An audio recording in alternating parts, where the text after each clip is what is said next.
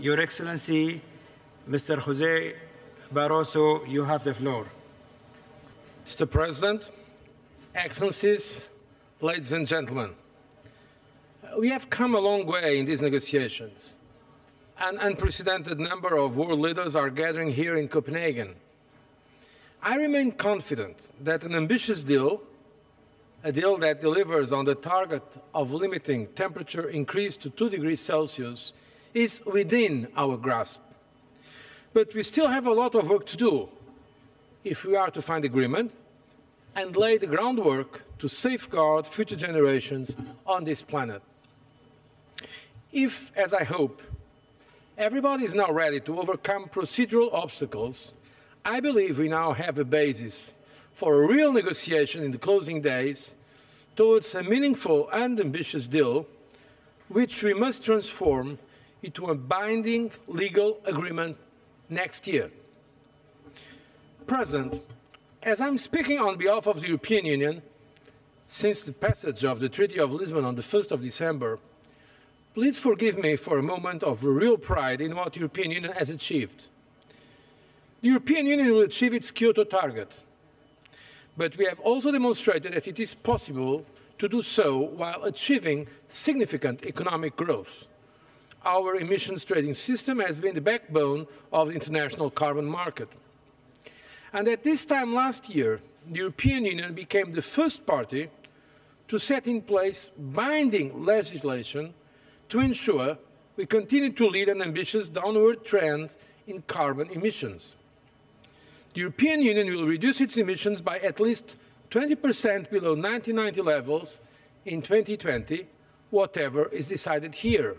This was an unilateral and unconditional offer.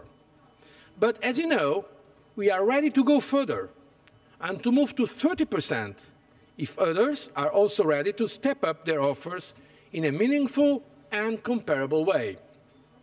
In particular, while fully respecting their differential responsibilities and capabilities, I would like to call on our partners in the United States and China to contribute further to a successful outcome to this conference. Here in Copenhagen on Friday, we must take a significant step forward in our common actions to tackle climate change and its impact particularly on the poorest and most vulnerable countries. And I stress common action because we only have one planet. Our deal must enable us collectively to do much more on mitigation than each of us has been able to achieve individually. It must provide a robust framework for transparency and comparability. And it must enable us to commit to the necessary financial support. Yes, the action against climate change is also action for development. In this regard, let me say I heard with great interest the key speech of my friend, the Prime Minister of Ethiopia, Meles Zenawi, and I believe his comments deserve our attention.